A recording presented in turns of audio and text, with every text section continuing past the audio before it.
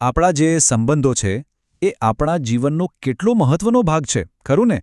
પણ શું ક્યારે એવું વિચાર્યું છે કે આ સંબંધોની આપણા શરીર પર, આપણા સ્વાસ્થ્ય પર શું અસર થતી હશે? ચાલો, આજે આ જ રસપ્રદ વિષય પર થોડી ઊંડી વાત કરીએ. આપણે મોટાભાગે શું માનીએ છીએ કે સંબંધો એટલે બસ લાગણીઓ અને હૃદયની વાત. પણ શું ખરેખર એવું જ છે? શું આ અસર ફક્ત ભાવનાત્મક સ્તર પૂરતી સીમિત છે કે પછી એની આપણા શરીર પર પણ કોઈ ઊંડી અસર થતી હશે? જાણો છો, મનોવિજ્ઞાન તો એવું કહે છે કે સંબંધોની અસર ખાલી મન પર જ નહીં પણ આપણા આખા શરીર પર થાય છે.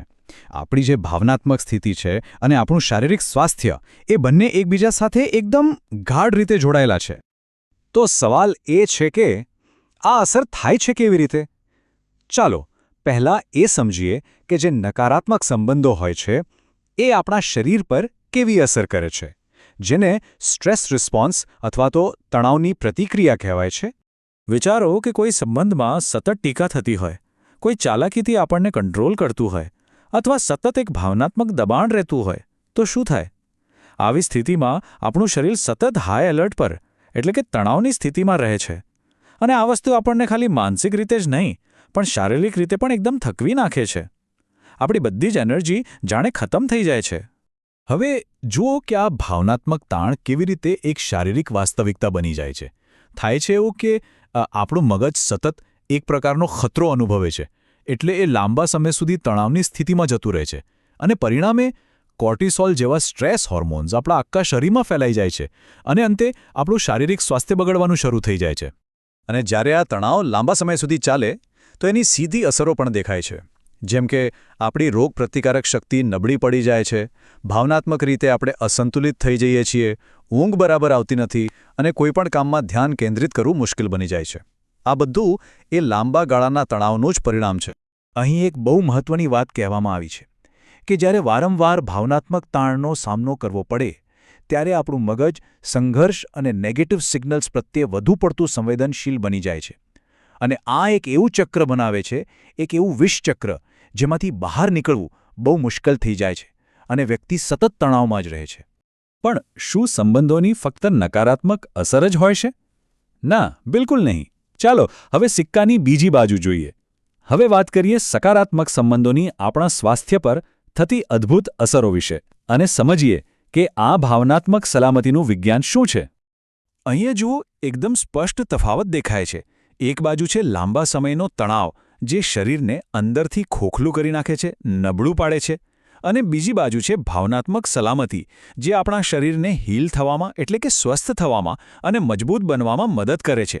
એ હોર્મોન્સને બેલેન્સ કરે છે અને ઓવરઓલ આપણી તંદુરસ્તી સુધારે છે. તફાવત એકદમ સ્પષ્ટ છે, નહીં?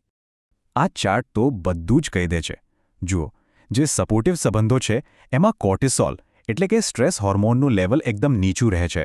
મતલબ આપણું શરીર રિલેક્સ કરી શકે છે, આરામ કરી શકે છે. પણ જે ઝેરી સંબંધો છે એમાં આપણું શરીર સતત ફાઇટ ઓર ફ્લાઇટ મોડમાં રહે છે. મતલબ કે એ હંમેશા લડવા કે ભાગવા માટે તૈયાર જ રહે છે અને લાંબા ગાળે આ ખૂબ જ નુકસાનકારક સાબિત થાય છે. તો આ બધાનો સીધો મતલબ શું થયો? એ જ કે આપણી આસપાસનું જે ભાવનાત્મક વાતાવરણ છે એ આપણા સ્વાસ્થ્ય માટે એટલું જ જરૂરી છે જેટલી આપણી ખાવા પીવાની આદતો કે કસરત.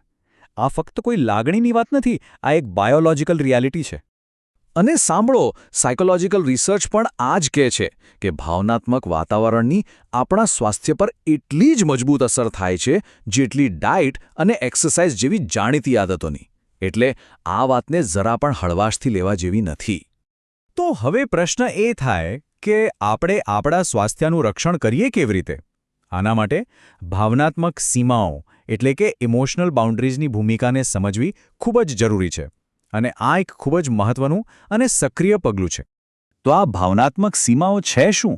સાવ સરળ ભાષામાં કહીએ તો એ એવી મર્યાદાઓ છે જે લોકો પોતાના લાંબા ગાળાના માનસિક અને શારીરિક સ્વાસ્થ્યને ભાવનાત્મક તણાવથી બચાવવા માટે નક્કી કરે છે. એમ સમજો કે આ આપણી જાતને સુરક્ષિત રાખવા અને આપણી સુખાકારીને પ્રાથમિકતા આપવા માટેનું એક પ્રેક્ટિકલ ટૂલ છે. આ જે મન અને શરીરનું કનેક્શન છે એને સમજવું એ જ પોતાના સ્વાસ્થ્યનું રક્ષણ કરવા માટેનું પહેલું અને સૌથી અગત્યનું પગલું છે. કારણ કે આ સમજણ જ આપણને સશક્ત બનાવે છે અને સેલ્ફકેર માટેનો પાયો નાખે છે. તો આ સમગ્ર ચર્ચાના અંતે એક સવાલ સાથે અટકીએ અને એના પર વિચાર કરીએ. કોઈના જીવનમાં એક સ્વસ્થ ભાવનાત્મક સીમા ખરેખર કેવી દેખાતી હશે? આ એવો પ્રશ્ન છે જે દરેકને આત્મનિરીક્ષણ કરવા અને પોતાના સંબંધોને વધુ સારી રીતે સમજવા માટે ચોક્કસપણે પ્રેરણા આપશે.